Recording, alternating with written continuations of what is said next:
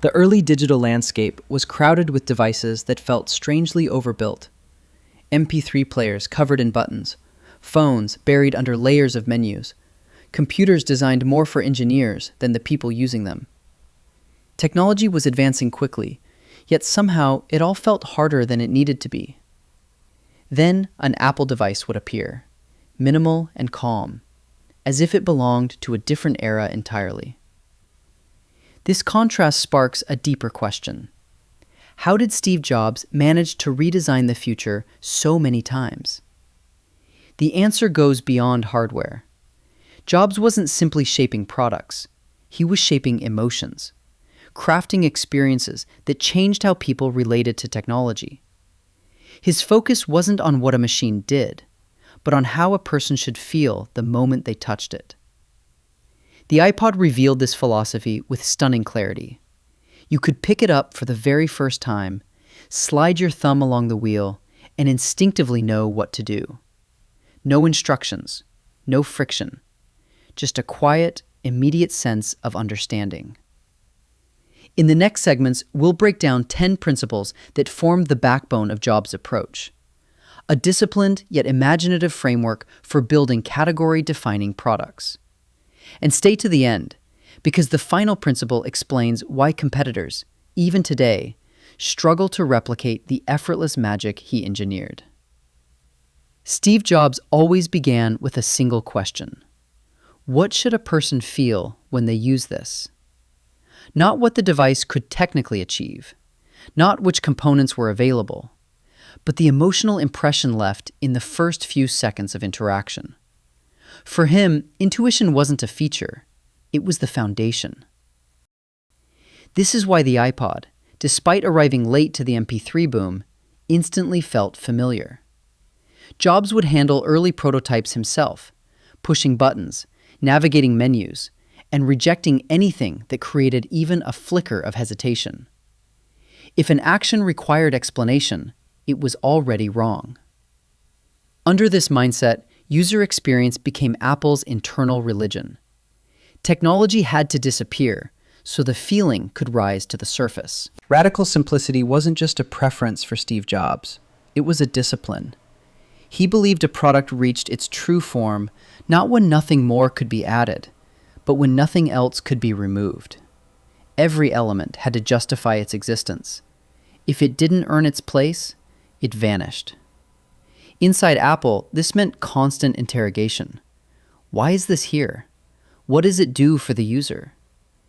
The iPhone's removal of the physical keyboard became the boldest expression of this mindset.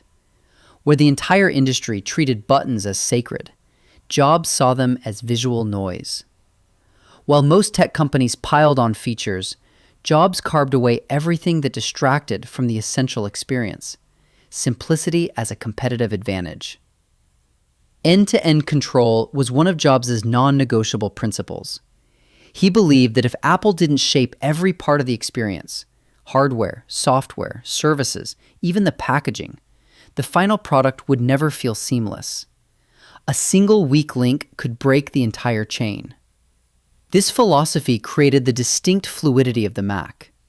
Because Apple designed the operating system and the machine it ran on, every interaction felt coordinated, almost choreographed. There was no friction between parts built by different companies with different priorities. Controlling the loop wasn't about dominance for its own sake. It was about precision. Jobs wanted users to feel that nothing in their hands happened by accident, and that every detail served a single, unified vision. At most companies, design adapts to whatever engineering says is possible. Steve Jobs flipped that hierarchy. For him, the design vision came first. Bold, uncompromising, sometimes seemingly impossible, and technology had to rise to meet it. This reversal forced Apple's teams into breakthroughs. When Jobs demanded devices thinner than existing components allowed, engineers had to rethink structures entirely. The unibody MacBook is a prime example. A single block of aluminum, sculpted for strength, elegance, and precision, because the aesthetic demanded nothing less. By letting design set the target, Apple ensured its products didn't feel constrained by technical limitations. Instead, technology became the invisible machinery that fulfilled a clear, human-centered vision. Inside Apple, the demo room became both a crucible and a proving ground. Steve Jobs rejected presentations, charts, and especially PowerPoints. He wanted to touch the idea, not hear about it. Only prototypes, real, functioning, tactile, were allowed in front of him. His feedback came fast and without cushioning. If something felt wrong, he said so immediately. Teams often walked out knowing they'd be rebuilding entire interfaces overnight. And they did, because the standard demanded nothing less. This ritual created a culture where craftsmanship wasn't theoretical. It was tested in real time. Under that scrutiny, products didn't just improve, they transformed, shaped by intensity and precision few companies dared to replicate. Steve Jobs refused to build products that were merely good enough. Incremental improvements didn't interest him. He wanted leaps, the kind that reshaped entire markets. His starting point was always the same question. If this industry is broken, what should it feel like when it's finally done right? This mindset birthed the iPhone, which didn't just refine existing phones, it redefined the idea of a phone itself. iTunes did the same for music distribution, turning a fragmented experience into a unified ecosystem. And the iMac reframed what a consumer computer could be by making design as important as performance. Ambition in Jobs' world wasn't decoration. It was the fuel that pushed every product past the expected and into the iconic. Steve Jobs often said that Apple lived at the intersection of technology and the humanities. And this wasn't a slogan. It was the core of his creative logic.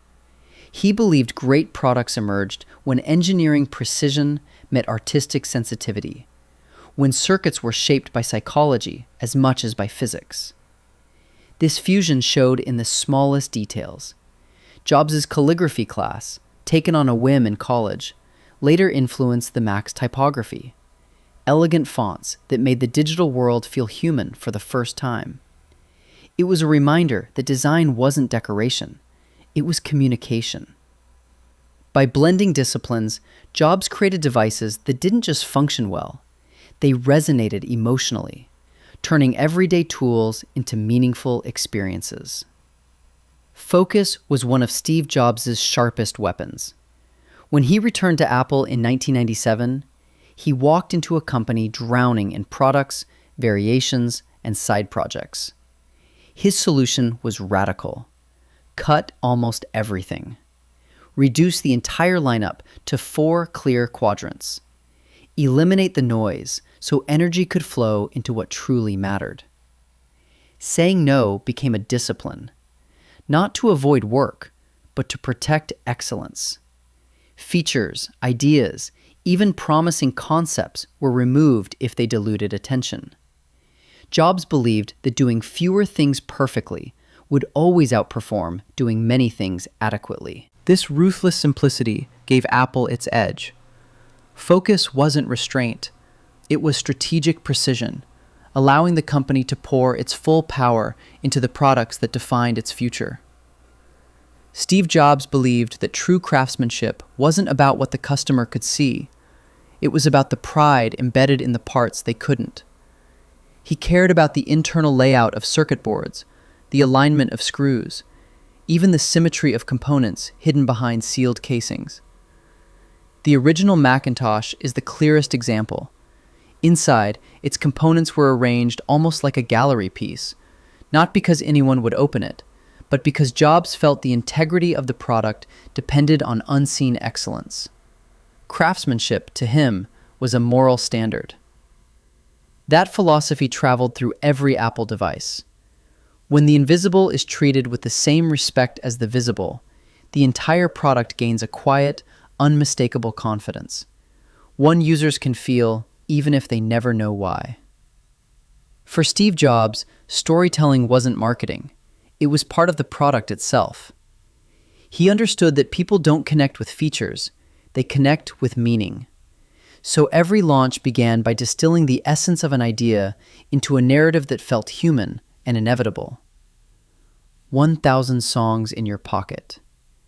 In 7 words, he didn't describe storage capacity. He described freedom. The same clarity shaped lines like, "This changes everything," turning complex technology into simple emotion. Jobs used story to guide perception, to help people see not just what a device did, but why it mattered. And in doing so, he made innovation feel magical, even when it was grounded in rigorous engineering. When you look across Steve Jobs' body of work, a pattern becomes unmistakable. He didn't design products, he designed the future. His approach fused art and engineering, intuition and discipline, emotion and precision. Each principle we explored wasn't an isolated habit, but part of a larger architecture that shaped how entire industries evolved. What made his method rare wasn't just vision, it was the uncompromising execution behind it. Jobs insisted that simplicity required rigor, that beauty demanded engineering breakthroughs, and that user experience mattered more than convention. This blend of poetic imagination and relentless standards produced devices that felt both inevitable and astonishing. In the end, his philosophy reveals a simple truth. World-changing innovation isn't about adding more. It's about revealing what's essential. The products that endure are the ones that speak to human instinct first and technology second. If this perspective resonates with you, subscribe for more examinations of the minds and strategies that reshape industries, because understanding their principles might be one of the most valuable tools you carry forward.